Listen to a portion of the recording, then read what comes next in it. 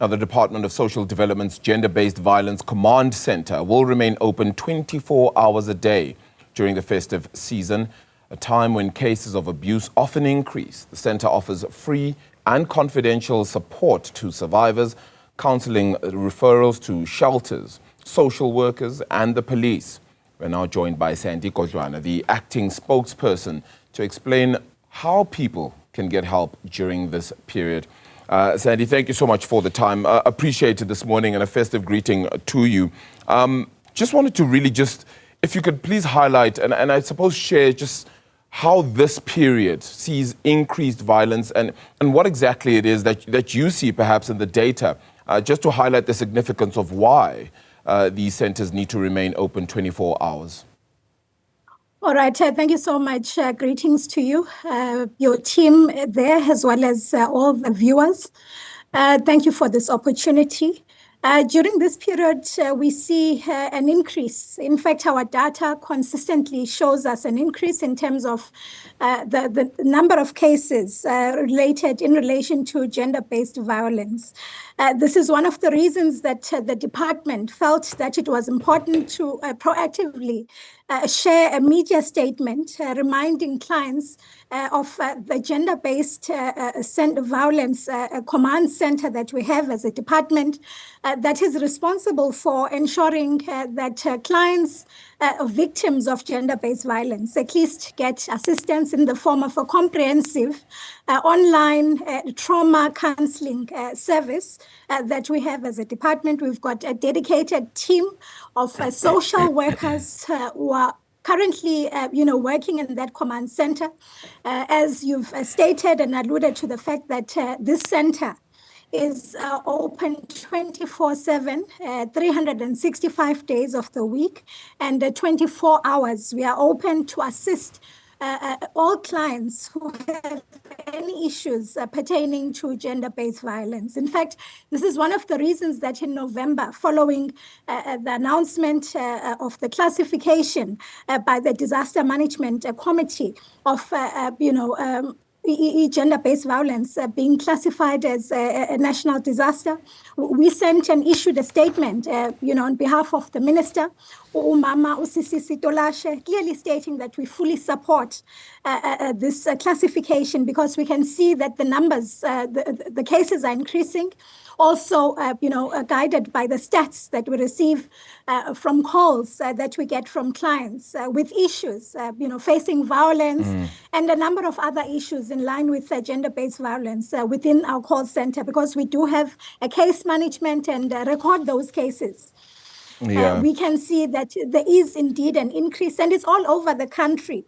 This is why it was key for us to urgently issue out a statement to say we are it's all systems goes in terms of our service, and we are ready to assist all clients.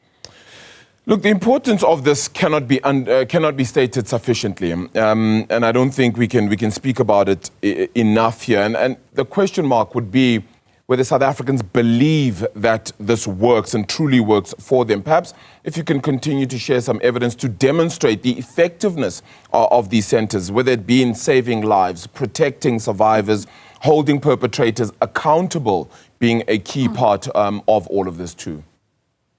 One can confirm, one has had a number of sessions also with the team working in the command center. Number one is the fact that we offer a holistic service, in that when clients call us in distress, having fear, having been abused, with all of this violence that is happening these days, we are able then to refer them. For instance, we offer psychosocial support.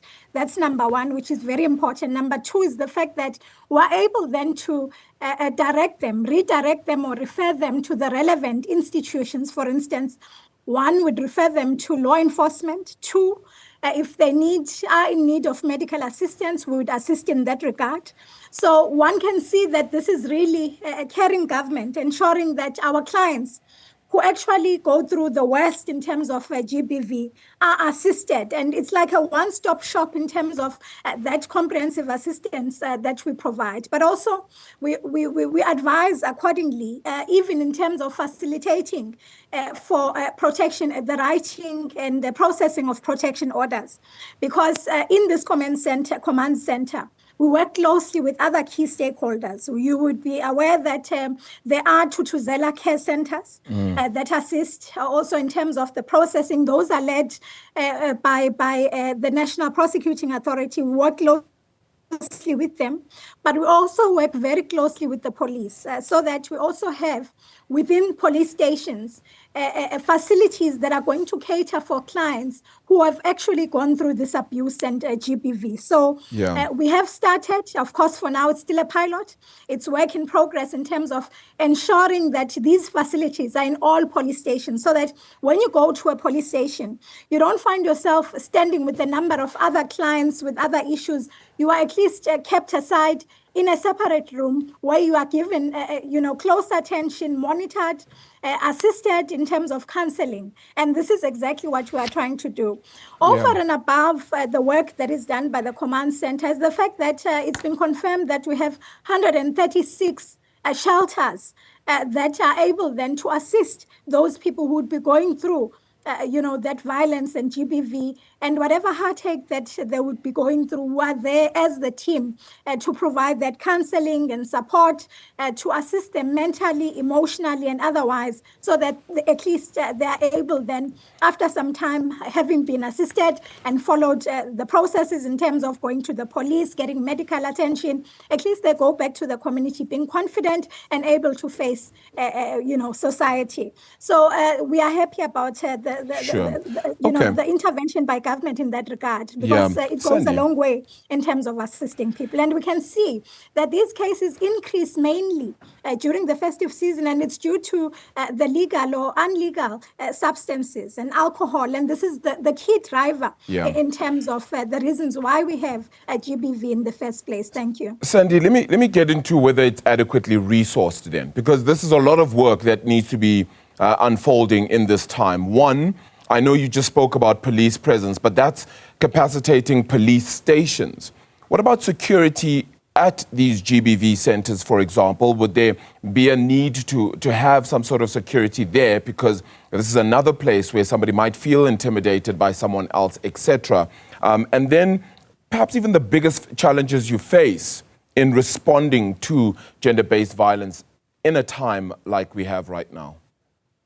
All right. In terms of security, we wouldn't stress a lot about that, because we actually monitor, especially the shelters in where we assign people to go to. For instance, when they call us, we are funding actually these 136 shelters, but over and above, where we find that in areas where there's no shelters, we do have 72-hour safe places where those people can be accommodated. We normally inspect those places, and we ensure that it's really safe and protected. Hence, the information is normally not shared even with family members, just to ensure that that person, that victim, as a survivor, is safe in that shelter that we've identified.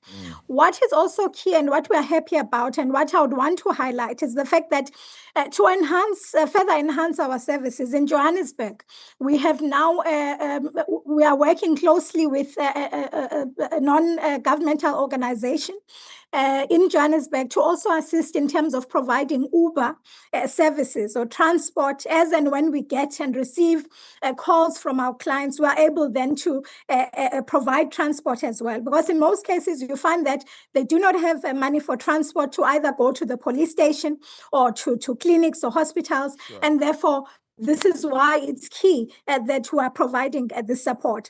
For now, it's still a pilot. Of course, if we can see that it's working quite well, funds allowing as well, we'll ensure that this is also done in other areas as well, because we also look at the hotspots so that we beef up in terms of our support.